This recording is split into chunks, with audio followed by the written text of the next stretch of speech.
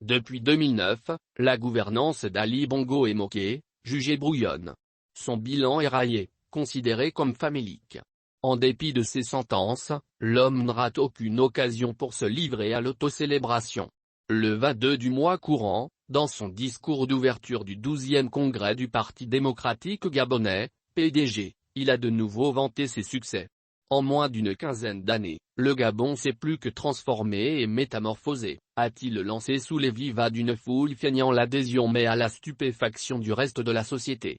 Pêle-mêle, il a évoqué la diversification de l'économie, le rôle du Gabon dans la lutte contre les changements climatiques et l'érosion de la biodiversité, l'adhésion au Commonwealth, l'éducation, l'emploi ou les infrastructures. Comme s'il n'avait cure du mal-être exprimé par de nombreux compatriotes, le président de la République a dit avoir des ambitions encore plus grandes.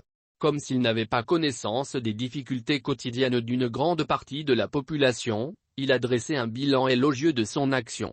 Le passage supposé du tout pétrole à une économie plus diversifiée?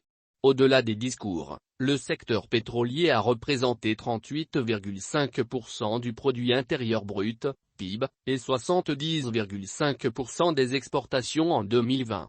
Même si l'huile de palme et l'industrie forestière ont connu une certaine progression, tout ceci reste marginal, les efforts n'ayant jamais été concentrés sur des secteurs préalablement identifiés. Si les services financiers se réduisent au mobile banking, certains secteurs sont en plein marasme voire à l'arrêt en raison d'une propension à s'arrimer à des agendas décidés par d'autres et pour d'autres.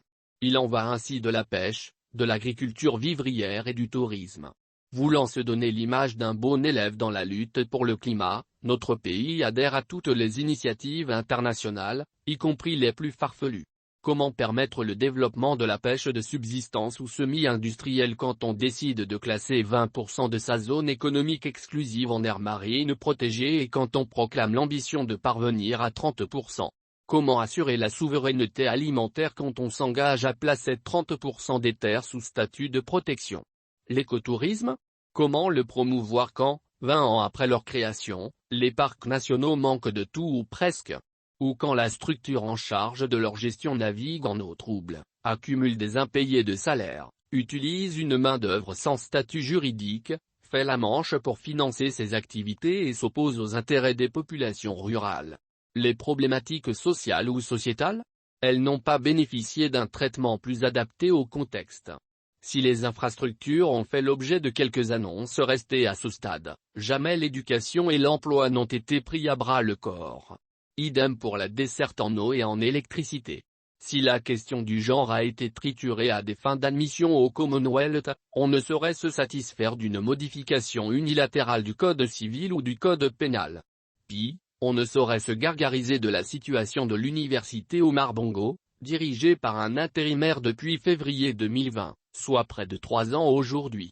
De même, on ne saurait tolérer ces scènes de pères et mères de famille, trimballant des bidons voire des fûts à travers la capitale à la recherche du précieux liquide.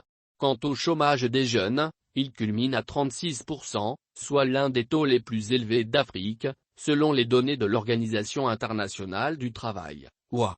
Bref, comme le relève la Banque mondiale, le Gabon peine à traduire la richesse de ses ressources en une croissance durable et inclusive. Pourtant, Ali Bongo dit avoir des très hautes ambitions. Il demande même à ses coreligionnaires de l'aider et d'aider le Gabon à aller encore plus haut, encore plus loin. Sans jouer les rabat-joie, une telle autocélébration relève du déni de réalité. Loin de toute posture partisane, elle laisse croire en une absence de dessein collectif. N'en déplaise aux sectateurs du PDG, cette attitude n'est pas digne d'un président de la République ayant juré de consacrer toutes ses forces au bien du peuple gabonais en vue d'assurer son bien-être et de le préserver de tout dommage. S'il est vraiment au service de sa base militante et non pas de sa nomenclatura, le président directeur général devrait s'en souvenir avant de désigner son candidat à la prochaine présidentielle.